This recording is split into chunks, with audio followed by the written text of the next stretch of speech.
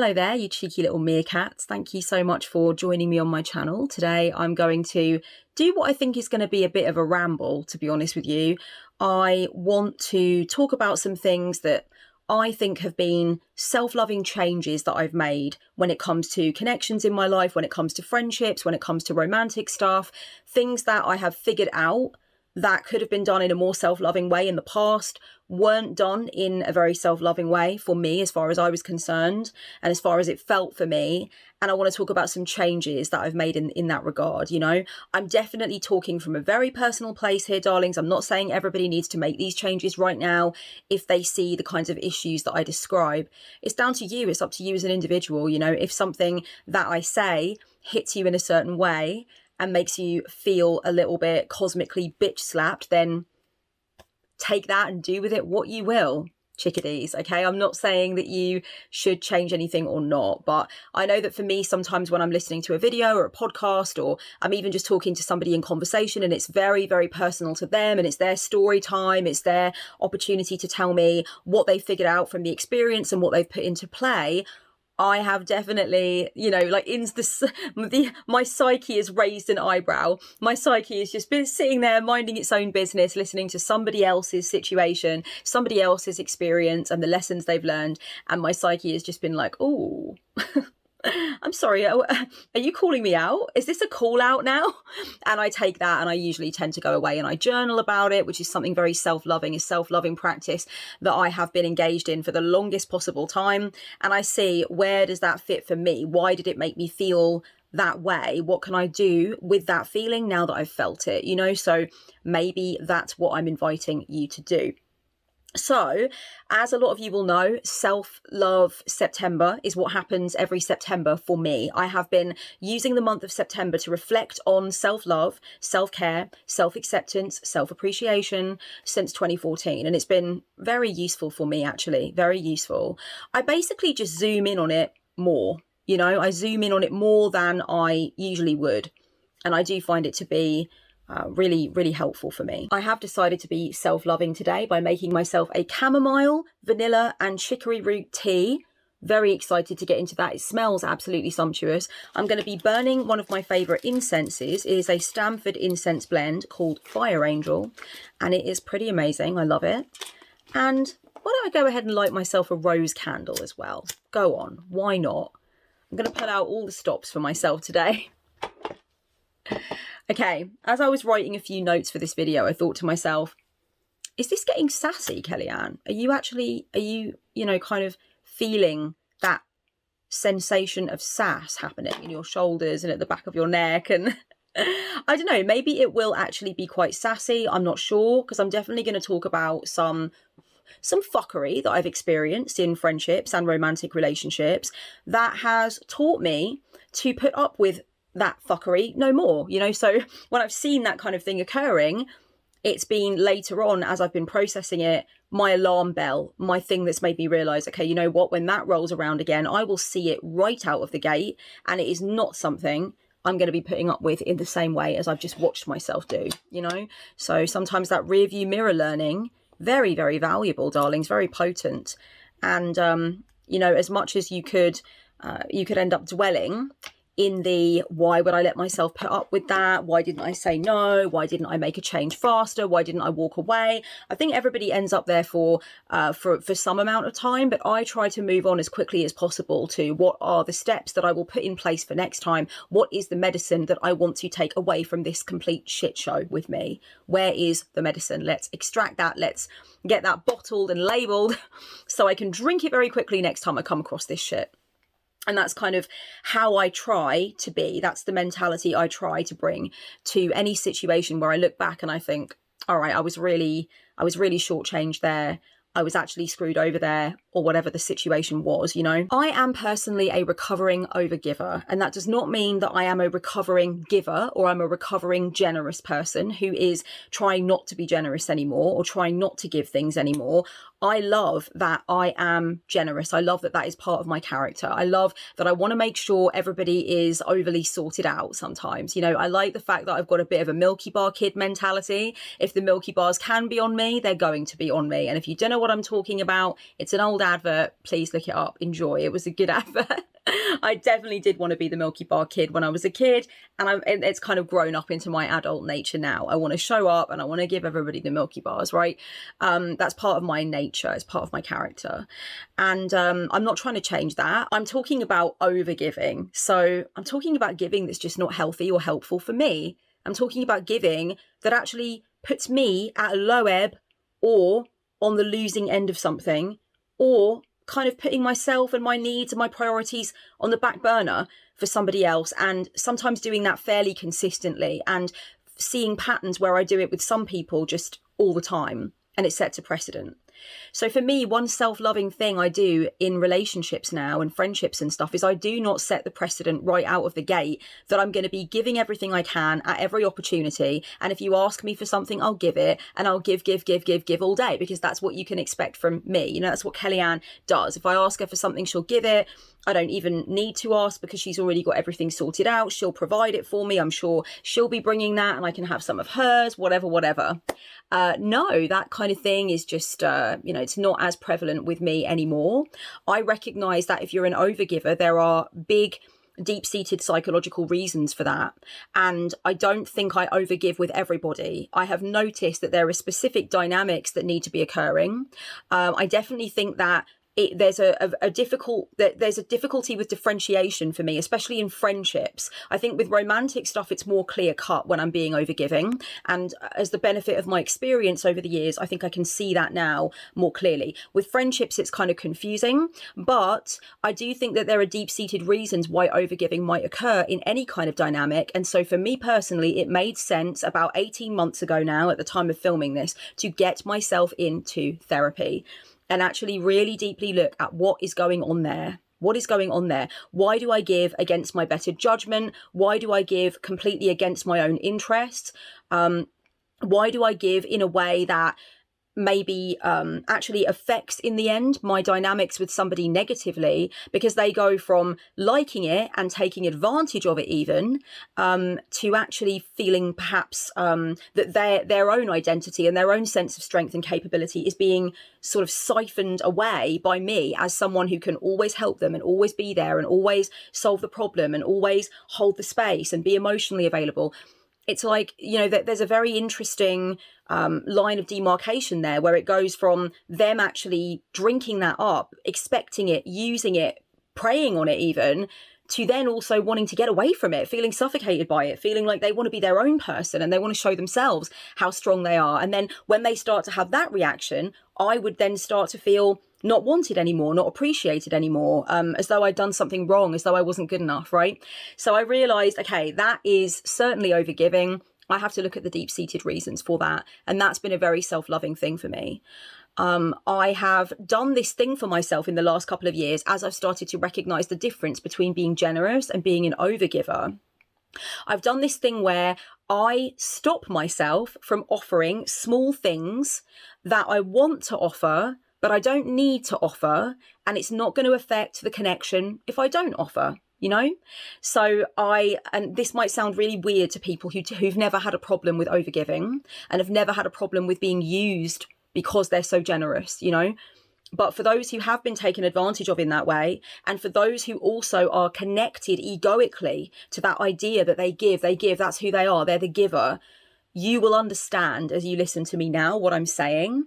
It is very hard to just stop yourself from giving something that it would be so easy to give, like if there's something that somebody wants to do and they don't have the money to do it, or they don't have the thing they need to do it, or they don't, just it's something small. It's not going to really affect them massively if they can't do it. It's just one of those things. We've all had situations in life where we don't have the money to carry on with the night, or we don't have the money to get that extra little thing that we want to do, or to get really like drunk and out there when we might be budgeting drinks or whatever. I know that I'm a person who just wants to take care of it. Oh, I'll get you a round. I'll get another round. I'll get this in. No, I'll sort that out. I'll do that. I'll pay for your train ticket. It's fine. So for me, those little things might not necessarily be a sign that I'm in a dynamic where I'm going to be overgiving as a rule, but those little things are bits and pieces of generosity that aren't really necessary. I could pull back and not offer those things. And so I test myself sometimes, I encourage myself sometimes not to, because of the slippery slope factor. And it's really helped and it's really worked out. And I want to reassure people who know that they are overgivers, either across the board or in specific dynamics. I want to reassure you that I think, am a very generous person. I do not think any of my friends that I hang out with regularly would look at my behavior over the last couple of years and think, well, she's really not being very giving, or not being, she is acting like she doesn't really care about me, or she didn't get me anything for my birthday, or I still do all of those things, or I still try and be really considerate and really nurturing, and I can let myself do that and still be me, but I do hold back on some of the things I want to give that could be considered overly giving, like not necessary. It's an unnecessary amount of giving. So I just want to assure you that I did not lose my sense of generosity. It's not like I've had to completely have a personality transplant. I still would say that it's likely that the top closest 10 people in my life would probably say, I'm giving, I'm generous. That's a good characteristic of mine. I didn't have to get rid of that. So you don't have to either. But if you know you've got to start pulling back on those things that are just too much, they're just too much, and maybe you need to let people do stuff on their own more or sort out their own issues more, please do that, because it's not going to stop you from still being a generous person. It's just going to stop you from sliding down that muddy, slippery track into full-blown overgiving, where you've set the precedent that you're always going to do that thing for that person, or you're always going to be available night and day. You're always going to be giving them money. You're always going to be smoothing out the edges in their life and making sure they're taken care of. You don't want to set that precedent and end up feeling like there's no reciprocity. So you've got to start with that. You've got to start with a different precedent in the first place, and that means you've got to challenge yourself not to give those things that you want to give, and maybe you feel like you can give them, and why wouldn't you give them if it's no skin off your nose? But try and hold back sometimes. There's no need to always be giving all the time, always checking if everybody's okay all the time. It's not your job. You're not a fucking cosmic nurse. Nowadays, I say when I need some help, I reach out more for assistance. If I want someone to hold space for me, to have a conversation with me about something that's really bothering me, if I, really want to feel like I'm not going through something alone, I will reach out much more than I allowed myself to before. And that's been something that is really a self-loving act for me. And one thing that I will say that's really, that I've recognized a lot, and I did say this in a previous video in my It's Okay to Not Be Okay video at the beginning of September. I'll link it down below if you haven't seen it. I did mention that I definitely was telling myself a story sometimes about how people will not accept me being broken, being weak, being needy, being confused, being scared, feeling like I need people to go the extra mile for me because I'm in a bad way. I told myself this story that people in my life and people who know me will not accept that. That's not a version of me that they can really believe and that they can really get to grips with. And as I said in that video, and I'm gonna sort of restate it now here, it's definitely true that there is with everybody, okay? Everybody has this. For me too, there is an idea that people generally have about me, or a cluster of ideas that people generally have about me. And one of them is that I am okay, I am a coper, I enjoy life, I have strategies for things, and I'm not someone that's going to need to reach out for help very often. That is part of the cluster of ideas that people have about who Kellyanne Maddox is, who she is as a friend, who she is as a family member, whatever it might be. That's true. So I might need to be a little bit more emphatic and a little bit more strong and clear when I don't feel that way, when I do need help, when I am worried about something, when I do need to step back, when I do need to have more time for me. I might need to be a bit more clear. But having to be a little bit more clear so people really get it and people really understand, that's not the same as people just point blank not believing it. And I think that's where I was telling a story, and it was really this hyperinflated, exaggerated story that was making me feel really alone. It was making me feel actually a little bit fucking resentful, to be completely honest. I felt like angry sometimes, and as though people had this sort of caricature of me in their brain that wasn't fair and didn't allow me to be human. And actually, I started to realise, and I think it's a really healthy realisation for me, that, it's also my responsibility to speak up, to say when something is wrong and when something is consistently wrong, or when I'm really feeling not myself and I really need attention, I really need interaction on that point. It's up to me to say as well. I know that it means a lot to me when somebody comes to me and, you know, they ask me for something, or they want to talk about something, or they want to put something right or whatever. And they give me the opportunity to perhaps prove them wrong if they felt like they weren't going to get what they wanted from me. You know, like when somebody says something after a really long time, they say, you know, this boundary keeps being breached and I really want to talk about it, or this is bothering me and I want to change it. And you say, oh yeah, I'm so glad you brought this to me. I'm so glad we can talk about it. And they say, oh good, because I've been sitting on it for months and months because I haven't known if you were going to be all right with it. I haven't known if I could say. And you know, that feeling of being like, oh, well, I'm so glad that you finally said something. I wish you'd said something sooner, you know, because we could have sorted it out sooner. That is the feeling of knowing that somebody finally was going to give you an opportunity to prove their perception of you wrong. And I think that's what I started doing when I started being more open and upfront and saying, you know what, like, despite everything that I've built up in my own character and my own ego and what I might project out to you, and despite everything that you've taken from that and maybe woven into the tapestry of your understanding of who I am, I'm feeling really fucked up right now and I don't want to be on my own, you know? That gives somebody in my life the opportunity to prove my perception of them wrong. It's like, okay, you know what? How can you know if somebody's just going to not believe you, or if somebody's going to downplay what you're going through, unless you go to them and speak to them and try and ask them? You know, one of the big reasons why I think I've been so fearful for so long of just saying, I'm not okay, I actually need help, I actually need to ask for more, you know, one of the big reasons I've been fearful of that is people's responses. What if I'm right? You know, for example, I would think that, what if I'm right that these people won't be there for me, that they need me to be that person who's always up, you know, that's what they require of me, that if I go off script and I say, I'm actually really screwed up right now and I've got nothing in the tank, I need help.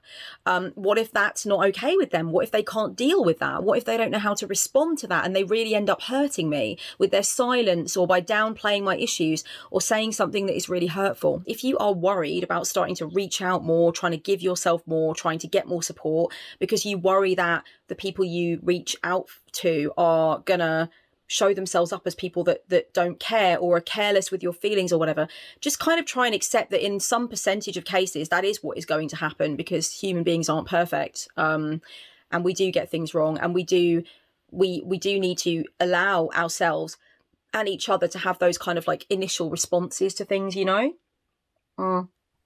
So I would say, if you're really, really worried about the fact that every response isn't going to be perfect, just tell yourself already that it won't be, you know, like give yourself that chance to process that. And I think that kind of brings me on to something else. I wanted to say that sometimes spirit gives you the opportunity to be there for you, for definite.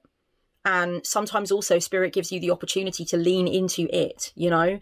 I like to think of it as leaning into the arms of the cosmic mother. In other words, why would I be reaching out in this situation for help from a human being when I have a direct line to the mother of God, you know? Or like I'm friends with the queen of the underworld, you know? For anybody who's listening to this that doesn't know anything about my spiritual practice, I work with goddesses. I work with the Holy Mother Mary, who might not be a goddess to you, but she sure as shit is to me.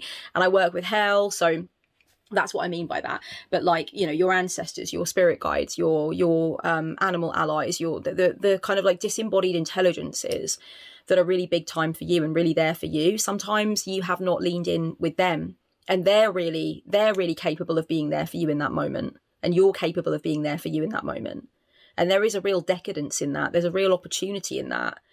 I had some opportunities in the midst of my pain over people's responses sometimes to what I was going through, and my surprise about the, you know, very sort of the very rigid limits that they seem to have over how they could help me, if at all. I certainly in that moment felt what I was made of as my own support. And I've felt that before in the past, a long time ago, when I was very, very bad with my mental health. I felt the nature of my own inner warrior. I took up for myself, and it's really potent. And it's been a while since I really, really felt that as I have been feeling it since reaching out and not always getting, you know, the best. But I'll tell you what, I just want to say this before I move on from this point. I have also reached out and gotten more than I ever could have hoped for, more than I ever could have imagined. I've had a really ridiculous time the last couple of years, and I know we all have. So maybe that's why I feel more comfortable talking about it, because it's like, yeah, welcome to the trash fire. Pass the marshmallows. I want to toast some marshmallows in here. I've had a really ridiculous time, and some of the selfless ways in which people in my life have been there for me, I will never, ever, ever forget that shit. I will never forget that shit. Yeah, so that's deep. When it comes to relationships, darlings, whether they're romantic or not romantic or whatever they are, one of the things I've done that's been really self-loving, and has been going on a while now, is I've done away with shame relating to what I enjoy to do. You know, if I want to embrace a lot of the things that I was embracing when I was 6 years old or 10 years old, that I loved when I was 14 years old, whatever it might be, I'm going to embrace those things. And especially when it comes to witchy stuff as well, you know, if I want to have a poppet, if I want to have a cauldron, if I want to work with goddesses, whatever it might be, that's what I'm going to do. And I therefore cannot entertain relationships where I feel like I'm being judged for that, like there's a little bit of a conversational elephant in the room around that, like it really bothers somebody and they wish I wouldn't do that, or like they're just about to probably open their mouths and say something really judgmental or something to cut me down. Maybe they have done that once or twice, you know, that will be as many times as they do get to do it. All right, because after that, it's just like, no, I'm really pulling up the fucking drawbridge, okay? Because you're not going to get in and come around my like witchy castle made of gingerbread and glitter and unicorn horns if you're not going to get with the program. Okay, you cannot walk around my house and say, well, this is silly, this is kind of not really, this is a bit childish, this is weird, why do you believe this shit works? You know, we're not going to have that. Now we can definitely have conversations. I can definitely be friends with hardcore atheists, hardcore skeptics. I can definitely be with friends who I don't think do many childish things, you know, things that you would look at and perceive to be childish, or that you would perceive to be spiritually far out, because I'm kind of talking about both things here. I'm talking about my inner child and my connection to things that are childish and whimsical and ridiculous and fun. I'm talking about that, but I'm also talking about my witchhood, my spirituality, and everything that goes on there, and that could be kind of seen as a little bit wacky races. So with both of those things, I can definitely have people in my life who don't do that shit. You know, like I watch cartoons. I watch a lot of cartoons. I enjoy sweets. You know, I enjoy going out all night dancing. I read kids' books. I don't know, like I wear children's jewelry. And I know a lot of adults who do not do these kinds of things, and that's fine. That's absolutely fine. I don't think they're stunted for not doing those things or anything like that. But I don't want to be in friendships with them if I feel like they think there's something wrong with me for doing it, or if it came up in a conversation in a public place and they were like, oh, don't talk about that. Don't talk about how you love Powerpuff Girls or whatever. I don't want to excuse me, I don't want to burp. No, I don't want to be friends with someone like that. I can't be close with someone like that who feels like I'm a liability if I just start talking about what I enjoy. And it's the same thing with witchcraft, right? I'm certainly not going to probably start sharing about the depth of my path with people in public. But if it comes up that I'm a witch in public and I'm around someone who's like, oh no, I really wish you didn't like say that, unless it's somehow really like not safe for me to say that, or we've had a prior discussion about how we're going to maybe gently break people into the fact that I'm a witch, I'm going to say what I do. I'm going to say what I do for a living. I'm going to say what kind of books I write. I'm going to say, you know, what my spiritual path is. Again, I don't want to be close to people and cozy up to people for whom that's going to be an issue, of course. Stepping away from shame that you feel about the things that you love is a massive part of self-love. And if you feel like you have to sort of readopt that shame, or you're having that shame foisted upon you again by someone in your life who is ashamed, you know, who's got that kind of secondhand shame or secondhand embarrassment, is it really that self-loving to connect with them or spend a great deal of time with them on any deep level, you know, or in any significant way? One thing I will say about relationships and expectations that you have or limitations that you have in relationships is that people are not always going to agree with you. And sometimes people will think that a boundary that you have in a relationship, something that you expect, is over the top. You know, you might be saying to somebody, well, in my connections, I really need this. This is the baseline foundation thing that I need. If the connection doesn't have that, if I'm not getting that, that's a massive issue. And somebody might say to you, oh, I think that's really rigid. And I think that's really, judgmental, or I think that, that's probably more trouble than it's worth to say that that's a boundary. What about people who can't give you that? Do they just not get to be in your life? What about relationships that aren't exactly that way? You're just going to judge that kind of relationship. So I think sometimes people have different expectations, different needs. I think one thing that's really important for me when it comes to self-love and relationships is that it's okay for me to have my things that are no compromise zones. I'm allowed some deal breakers. I also have a lot of areas of flexibility, but there's some deal breakers for me. And the more situations, the more experiences I have under my belt, the easier it is to be able to write down my deal breakers. And I know I've said this in a previous video before, but I have definitely suggested to quite a few of my clients that they write down a list of their red flags and their no compromise zones, the absolute deal breakers. And I think that's okay. I think one reason it's really important to do that is because of biochemistry, purely and simply because of biochemistry. It is really, really easy to talk a big game about what you would not accept in a romantic relationship, for example. And then when you become romantically entangled with somebody, the biochemistry, oh my goddess, it makes absinthe feel like water. It's strong shit. It is strong shit. You are high, okay? You are naturally high from love, from falling in love. And so you've got all that strong stuff running through your system. Is it going to be harder to actually remember what your red flags are, to identify your no compromise zones? Yeah, it's going to be harder, definitely. But there was a version of you before all of that strong stuff was running through your bloodstream that was much clearer about it. And if that version of you bothered to write everything down in a Word document, print it out and put it in your journal, then the version of you that's drunk on biochemistry, on all those fizzy things happening, you can open up that letter from your past sensible self and be like, okay, I probably can tick about 10 red flags off here. Maybe you won't need to. Maybe you will feel perfectly good about everything that's happening in the connection and you won't need to go back through that list of red flags. But if you're sort of coming from a position where you're in a new entanglement and you think, I need to look at that list, then that even in itself could be a sign that maybe you need to fall back a little bit. Maybe you need to go slower. Might not mean you need to walk away completely, but you're obviously getting your spidey senses tingling and you're obviously thinking to yourself, okay, I need to go back and look at those red flags. I need to look at my no compromise zones. I feel like I'm kind of losing my strong center here because this connection feels so strong and it feels like it means so much and I really like this person or I'm very attracted to this person physically, whatever the case may be. I suppose this is really about not being shamed. I think it's another kind of point about not being shamed and not allowing other people's ideas of what a healthy connection is to affect my idea of what healthy connections are.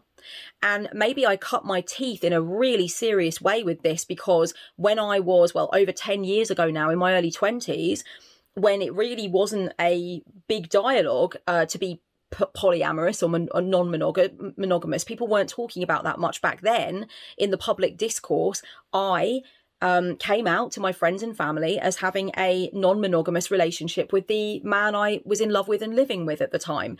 So I guess you could say when it comes to not worrying what other people think a great relationship is and just going with what I feel and know it to be, I cut my teeth in a pretty significant way a long time ago, I suppose. So I think I'm maybe just following on from that a little bit, where I refuse to be shamed for what I think I need in relationships and for what I will not do without. There are some things that you just know in your soul aren't right or don't fit with you. And there are some things that you can know from experience, sometimes the benefit of quite bitter experience, that you tried it and you tried it again, or it came up and you did not like it. And now it's just something that you won't accept. Everyone's allowed to have that. Of course, the same is true in reverse. I think it's very self-loving for me to remember that other people are allowed to have that. And it doesn't mean anything bad about them. It just means we don't particularly mesh, and I should not try and change who I am at a fundamental level so that I can make sure that I pass somebody else's red flag test. They have a right to feel that they cannot become more closely connected to me for whatever reason that was on their list, their little pre-biochemistry list where they wrote down their their red flags, their no compromise zones, the deal breakers, the things they really need before they can get closer to someone. If I don't tick those things off, it doesn't mean anything about them and it doesn't mean anything about me. You know, even if it's lifestyle things, especially if it's lifestyle things, really. You know, some vegans can't date non-vegans. I don't judge that. Some people don't want children. I understand that. You know, so I get it. I meant to say some people do want children, because I definitely don't want children. If you don't want children, then that's, you know, if you don't want children and I'm keenly attracted to you, that's good for me. Because I definitely do not want ankle biters. All right, love them. Love them to death. Okay, I've definitely got a strong auntie vibe, I think. I'd like to think. But yeah, I don't want my own. Honestly, if you've got a deal breaker, if you've got something that you expect or that you definitely don't want in a connection or a friendship, whatever, and you're talking about it with somebody and they say, oh, I think that's kind of judgmental, or I think that's really sad for you, or I think you should change your mind on that. Honestly, you can just say, well, I'm really glad that you know your mind about what you want and don't want. And I think that's great for you. Isn't it really great that I know the same? We both seem to be quite clear on what we do and do not want. Isn't that so healthy? That's really passive aggressive. Actually, don't say that. That's passive aggressive. I really don't consider myself to be a very passive aggressive person. If anything, I think people would accuse me of being aggressive long before they would accuse me of being passive aggressive, actually, which is just as bad and is not good. But I really don't like people that talk around the fucking houses, like, just put your finger on it, hit the buzzer, tell me what the problem is. So yeah, don't do what I just did. I don't know why I would encourage you to do that. It's weird. I told you I was feeling a bit sassy and weird today. I don't know what's happening here. A self-loving decision I've made for myself when it comes to romantic relationships. I don't think I've really experienced this so much with friendship per se, but with romantic relationships, I am done with push, pull, hot, cold bullshit. All right, I want to know where the fuck I am. I can't stand the feeling of somebody being closer to you than they say they've ever been to anyone. They actually say that, and it's like they're living under your skin and you're sharing each other's blood cells and you're so connected. And then it's like you're not around them anymore. They go home the next day or whatever and they are aloof as fuck. No, I'm not feeling this. I totally want people to have their own lives. I want people to see other people or have other friends or do other things. I want partners to have passions. You know, I'm not even a cohabiter. I made a whole video about why I live solo and why I want to continue to live solo. I'll leave that video in the down bar if you'd like to watch it and you haven't already. Or if you want to rewatch it, because my earrings in that video were deeply, deeply fire. But anyway, for whatever reason you might want to watch it, I'm not one of those people that needs you to be sort of like on call and there all the time and, you know, in this obsessive thing. But I expect communicational consistency, and I haven't really experienced much of this aloof push-pull stuff. But I did experience it a couple of years ago, and it's really not nice, is it? I'm not keen on it at all. The reason I realised there was a push-pull dynamic happening is because, lo and behold, when you actually start to play their game, which I don't want to play any games, but you'll know what I mean if you've experienced a push-pull dynamic with somebody, a hot and cold kind of like dynamic, I guess you could say, that when you take your foot off the communicational gas and you're like, okay, you know what, if that's how it is, if we're being aloof now, if we're being very distant, if we're taking hours and hours and hours to get back to each other, if we're leaving each other the fuck on red, then I guess I'll do the same. I guess I'll pull back. I guess that's what I need to do for my own emotional preservation. And then, like clockwork, that other person comes straight back in, very attentive, very communicationally available. As I'm talking about it, I'm getting goosebumps, not the good kind, the kind of goosebumps I suspect that people in London felt when they heard a fucking air raid siren, like, I hate it. The weird thing about someone that technically is emotionally avoidant is that, you know, if you're in a relationship with them, they're not that way with you all the time. And when they're not that way with you, it's like complete and utter heaven. So when they go back to being that way with you, it really messes your head up. And one thing that I recognise about it is that when you start to be avoidant with them or distant with them, or you try to mirror their behaviour, they're bothered by it almost immediately. And if you are emotionally avoidant, or you know that you're push-pull, you know that you go hot and cold with someone you're in a strong connection with, please understand that if something bothers you immediately when it's done to you, but you know you do it to others, if somebody's avoidance, somebody's distance, somebody's inconsistency communicationally bothers you to the point where you very quickly message them and say, can you get back to me? Are you okay? What's wrong? I feel like I've done something wrong. If you know you do that to them, that's how you make them feel too.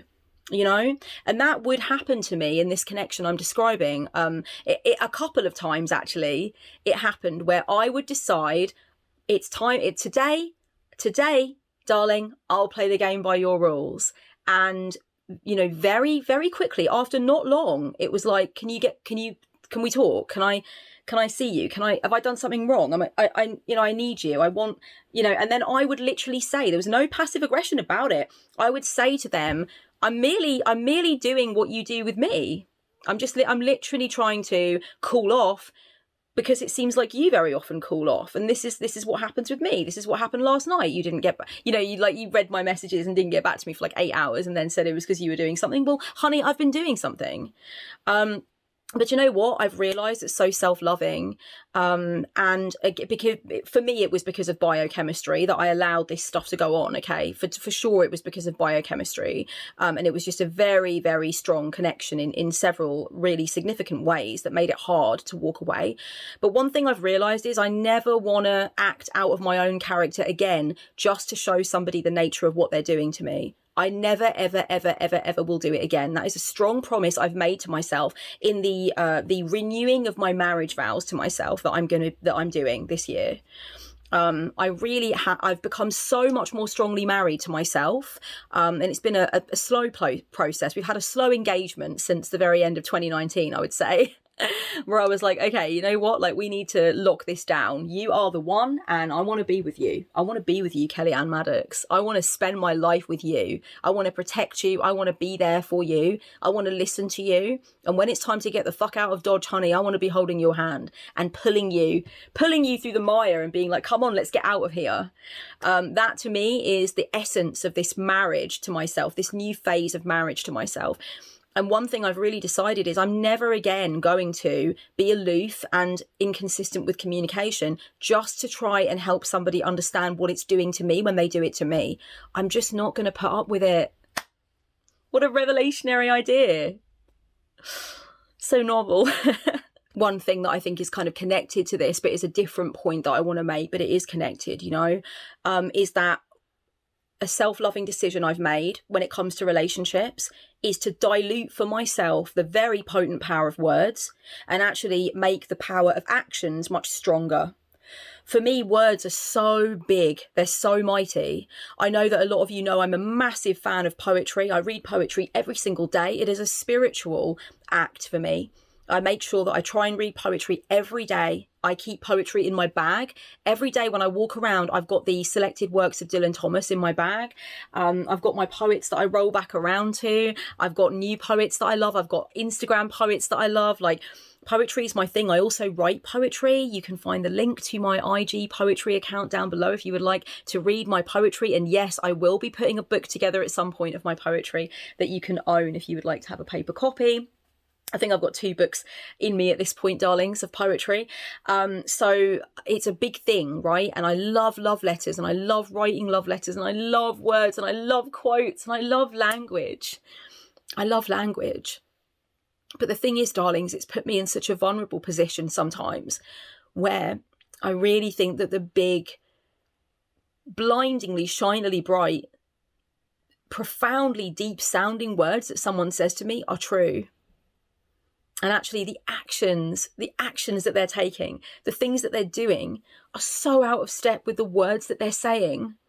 And in the past, I've let myself down and I've been unself-loving by making too much of the words that they said to me, knowing that every word I said to them, those words of commitment, love, lust, like being overjoyed that I'm in their life, all of the words I said to them were true, but they were completely aligned with my actions. That's how I knew they were true. Not just because I felt the things I was saying, but because they were backed up by action, that I was committed, that I was consistent, that I was giving. And as much as somebody that says lots of beautiful things to you can say, well, I feel those things. I feel those things. I say the words because I feel those things. Fuck feelings. What are they doing? What are they doing? Are their actions in alignment with their words? If not, take the amount of value that you're putting into their words, take those coins off of that part of the scale that says words on it, take the coins off and dump it onto the action scale. That's where the meaning is for you. That's what you expect to see, the actions. Some of the people that have been the most beautiful to me, that I have the fondest memories of being treated so beautifully by, they didn't really have the beautiful words. They used to feel worried just writing a birthday card for me, wanting to get it so beautiful because they felt like my words to them were so beautiful. But you know what? It doesn't matter. It doesn't matter, darlings, because at the end of my life, when I'm a little old lady, their actions will be what I remember. All the words will have melted away. That's true self-love for me. Not to worry about if someone's ever going to write me a poem. Not to be like scribbling down in my book or in my phone every beautiful thing that this person says to me because they keep saying all these beautiful things. But like, are the actions aligning? Are they doing the things they say they feel? Are they acting in the way they say they feel about me? If not, it's lights out. You know, and that's been a massive lesson for me. Massive. If you just felt deeply what I just said and you feel like it's what you needed to hear, please go and listen to Show Me Love by Robin S. Oh yes, I love that track so much. Actions speak louder than words. If you're looking for devotion, talk to me. Come with your heart in your hands. What did she sing? That's guaranteed, baby, if you want me. You've got to show me love. Words are so easy to say. Oh, why? You've got to show me love. Yes, yes. Okay, so I just went a bit Robin S there in my advice, but like, honestly, fuck words. In the end, words are just a beautiful disguise, a beautiful cloak and a beautiful hat that you can put on something. And sometimes when you take all that stuff off, it's a carcass. It's a carcass with fucking bugs all over it. And it's like, oh my God. Honestly. Okay, darlings, that's it. That is the tea, as they say. So, yeah, I guess I'm going to wrap it up here. I think I have 7 points as well, which is good. 7 self-loving decisions for me in relationships. But yeah, it's been really lovely to spend this time with you. Please tell me down below, what are the self-loving decisions that you have made for yourself when it comes to connections, whether they romantic, non-romantic, whatever it is.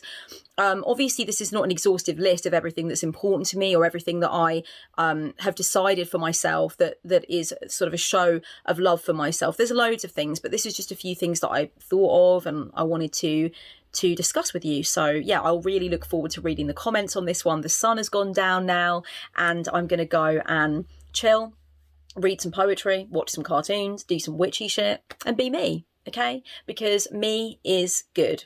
I is good. What the fuck? All right. Much love, darlings. Mwah. Blessed be to you all. Just before I head off, actually, darlings, I've just had a little brainwave.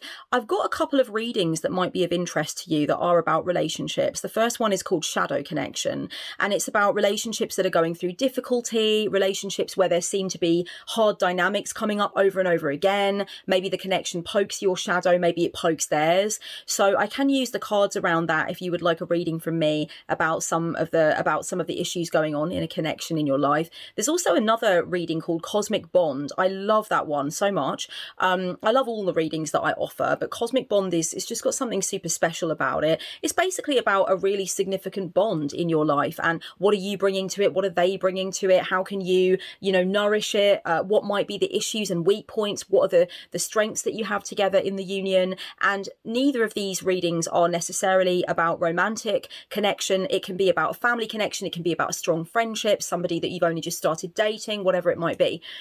So yeah, I'll leave the links to those 2 readings down below. Of course, you can always book me as well for a spiritual counselling session. If you would just like to get some things off your chest about a connection that you're in and you would like to know any thoughts and feelings that I might have, any suggestions I might have for you, or you would like me to just hold some strong space for you to talk about stuff. My sessions are action oriented and certainly sort of like solution oriented, but also it's just having a chat with me. It's just literally like you would have a chat with a friend who's very invested in what you're going through, and they want to hold space for you, and they want to listen to you, and they want to see what can you come out with at the end of the conversation, and how might you also want to bring kind of like the more psycho-spiritual angle to it. So if you feel like you need that, I'm available. I've just put my November dates out. So I've got October dates available. I've got November dates available. So yeah, book into my schedule. Come and see me. Much love, darlings, and blessed be again. Mwah.